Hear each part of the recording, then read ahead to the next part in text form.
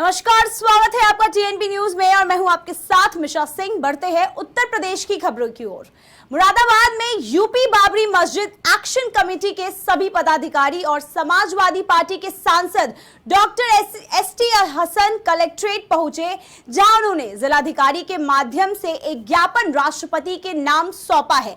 ज्ञापन के माध्यम से कमेटी के सभी पदाधिकारियों ने कहा गया है, हम आपका ध्यान देश में धार्मिक जुलूस शोभा यात्रा की तरफ दिलाना चाहते हैं। असामाजिक तत्व उसकी आड़ में देश का माहौल खराब कर रहे हैं, जिसके कारण देश के कई शहरों में दंगा भड़क गया है। अभी कुछ दिन से हमें यह एहसास हो रहा है कि हमारा प्यार मोहब्बत, हमारी गंगा जमनी तहजीब को नुकसान पहुंचाने की साजिशें हो रही हैं। हम अपने शहर में, अपने मुल्क के अंदर बहुत प्यार मोहब्बत से रहते हैं, एक दूसरे का भावनाओं का एहतराम करते हैं, एक दूसरे की दिलाजारी से बचते हैं। धार्मिक जुलूस निकलते आए हैं, निकलते रहेंगे। कभी धार्मिक जुलूसों के अंदर हथियारों का प्रदर्शन नहीं हुआ, तलवारें नहीं दिखाई गई, चाकू छुरियां नहीं लाई गई, ऐसे नारे नहीं लगाएगा जिससे कि दूसरे की दिलाजारी हो। जुलूस निकले हैं, मुसलमानों ने अपने हिंदू भाइयों का स्वागत करा है, फूल बरसाए हैं, शरबत पिलाया है। और जब मुसलमानों के जुलूस निकलते हैं, चाहे वो 12 रबीउल अव्वल हो, हिंदू भाई बाज़ार के अंदर मुरादाबाद के स्वागत करते हैं और मीठा खिलाया करते हैं। जगह जगह स्वागत होता है। हमारी ये तहजीब है, हम इस तहजीब को मिटने नहीं देंगे। चंद मुट्ठी भर लोग अगर ये चाहते हैं कि हिंदू मुसलमानों के बीच में दरारें पैदा करके, नफरतों की राजनीति करके हिंदुस्तान को कमज़ोर कर दें, तो हिंदू मुसलमान उनके खिलाफ सब खड़े हैं। यूपी विधानसभा चुनाव में बुरी तरह से मात खाई बसपा पार्टी संगठन को फिर से तैयार किया जाएगा, जिसके लिए बसपा वॉलंटियर फोर्स काम करेगी। पार्टी सुप्रीमो मायावती ने नए सिरे से बीवीएफ समितियों का गठन करने को कहा है। 28 अप्रैल तक हर जिले में 11 सदस्यीय समिति का गठन किया जाएगा। बसपा ने हाल ही में जोन स्तर की व्यवस्था को समाप्त करते हुए सीधे मंडल प्रभारी नियुक्त किए हैं।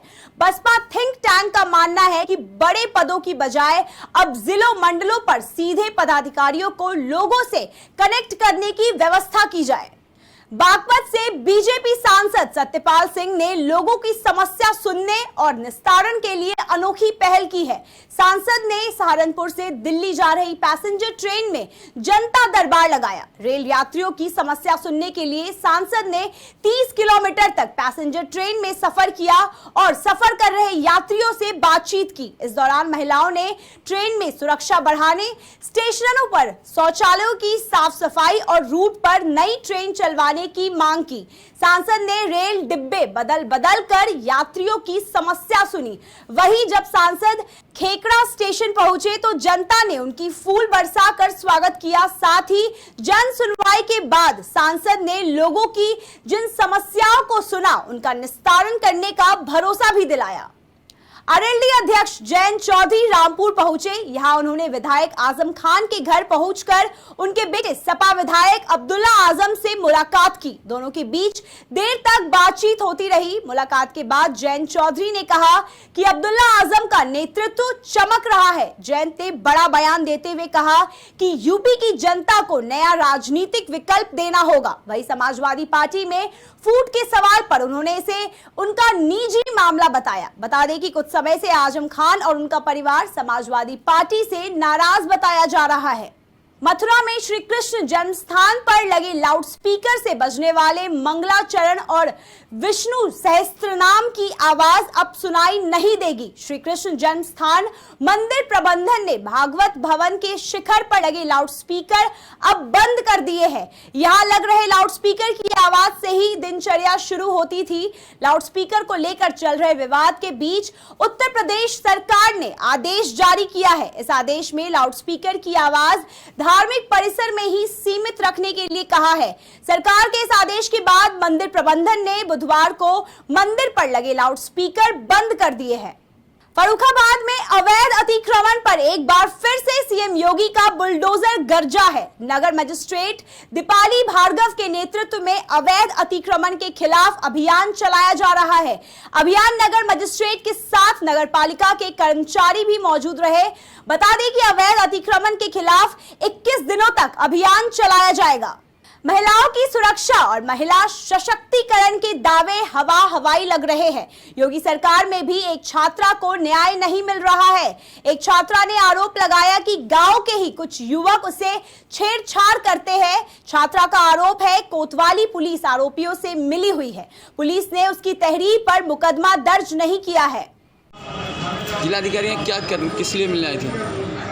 रिपोर्ट देने आए थे शेरवानी। क्या मामला था? और वो एक लड़का हमें शहर था, इसको आते जाते समय, और फिर उसने हमें जब हमारा नंबर मांग रहा था तो उसने हमें साइकिल से गिरा दिया। और फिर इसकी शिकायत हमने अपने घर पे पिताजी से की, और पिताजी ने फिर उसके घर पे शिकायत की, जिसने मेरा नंबर मांगा था उसके पिताजी से शिकायत की। और फिर वो बात माना नहीं और उसी में लड़ाई झगड़े होने लगे और वो लाठी डंडे निकाल के लाए। मेरे पापा के सर में टकोरे भी मारे और वो उसकी हम रिपोर्ट 11 तारीख को देने आए थे, लेकिन मेरी कोई सुनवाई नहीं। डीएम साहब ने ये कहा कि इंक्वायरी चल रही है और हुआ कुछ नहीं। औरैया के अजीतमल क्षेत्र के खेतों में आग लग गई। आग ने भीषण रूप धारण कर लिया और देखते ही देखते आग चारों तरफ फैल गई। आग लगने की वजह से सैकड़ों बीघा गेहूं की फसल जलकर राख हो गई। फायर ब्रिगेड और ग्रामीणों की मदद से भीषण आग पर मशक्कत के बाद काबू पाया गया।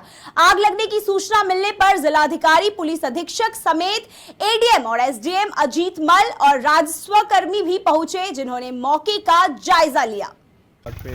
सूचना पाते ही सभी फायर ब्रिगेड की गाड़ियाँ आई थी। 5 एनटीपीसी और रेल की भी मंगाई है और जिले की, और गांव वालों के सहयोग से, ज़्यादा सहयोग तो इन्हीं लोगों ने किया, रात पे कंट्रोल पा लिया गया है। सर कितने मौजा का जो एक नुकसान हुआ है? 3 गांव इसमें इंक्लूड है। बीच का ये दियारा टाइप का क्षेत्र है जिसमें 3 गांव की ज़मीनें हैं। तीनों गांव के लेखपाल नायब तहसीलदार के नेतृत्व में लगाए गए हैं और ये अहर्निश काम करेंगे और इनको जो भी क्षति हुई है उसका नियमानुसार जो डे है वो हम मुआवजा दिलवा देंगे। सर कुछ ऐसे बटाईदार हैं जिन्होंने बटाई पर जमीन लेकर एक गेहूं की फसल की थी, उनको सर किस तरह से मुआवजा?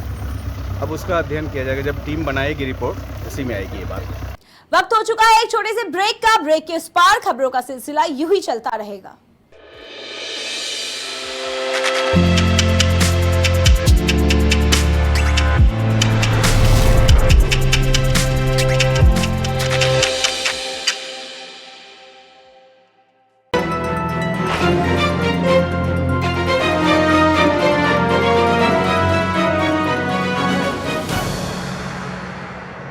स्वागत है आप सभी का ब्रेक के बाद। आगे बढ़ते हैं खबरों की ओर। बांदा बीते 6 महीने से चल रही एक अवैध असलहा फैक्ट्री का पुलिस भांडाफोड़ किया है। मौके से पुलिस ने अवैध हथियार और कारतूस भी बरामद किए। पुलिस प्रशासन ने अवैध असलहा का निर्माण करने वाले लोगों को हिरासत में लेकर जेल भेज दिया। पुलिस ने छापेमारी के दौरान 2 तमंचे, एक गन, देसी मेड और कई अवैध हथियार बरामद किए।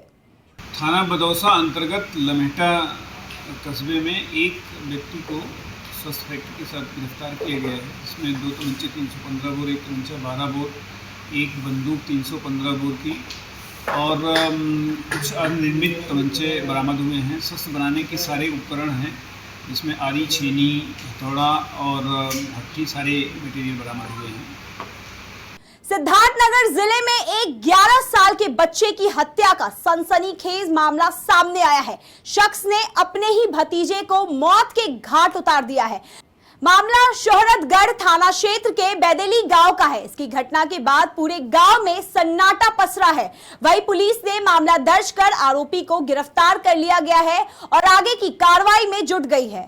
थाना क्षेत्र में बैदौली गांव है, जहां पर एक 11 साल का बच्चा है जो कि कल से गायब हो गया था। उसकी सूचना थाने पर जैसे मिली थी वैसे ही तत्काल मुकदमा पंजीकृत हो गया था और उसमें एक टीम गठित किया था। उसमें लगभग आधा दर्जन संदिग्धों को ला करके थाने पर उनसे पूछताछ की गई।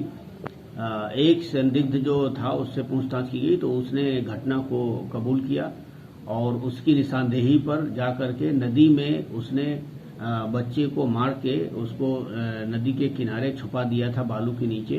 उसकी निशानदेही पर उसको बरामद किया गया, बच्चे की डेड बॉडी को, और अभियुक्त को हिरासत में ले लिया गया है। बच्चे पे चोट के निशान हैं, उसको पोस्टमार्टम के लिए भेज दिया गया है। इसमें जो भी साक्ष्य है वो हमारी टीम के द्वारा संकलित किए जा रहे हैं। फर्रुखाबाद में युवक की संदिग्ध परिस्थितियों में मौत हो गई। मृतक के पिता ने आरोप लगाया कि कुछ दिन पहले उसके बेटे को गांव के ही लोगों ने जान से मारने की धमकी दी थी। युवक पिकअप और मोटरसाइकिल की आमने सामने की टक्कर में गंभीर रूप से घायल हुआ था।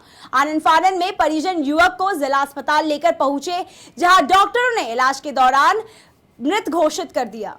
का विवाद हुआ था प्रकाश का। अच्छा, किसान लोग थे बुला के लाए, जाके चलो भाई हम थाने में सुनी नहीं गई, इनकी रिपोर्ट है भाई। एक दिन में वो थाने में पहुंचो मोटरसाइकिल लेके, हम तो मोटरसाइकिल थी साहब, तो जब पहुंचे तो आवाज जो प्रकाश आई, चलो भाई इनने हमारे लड़का जब रोक भई थी तो 3000 रुपया इनने हमको दिए थे।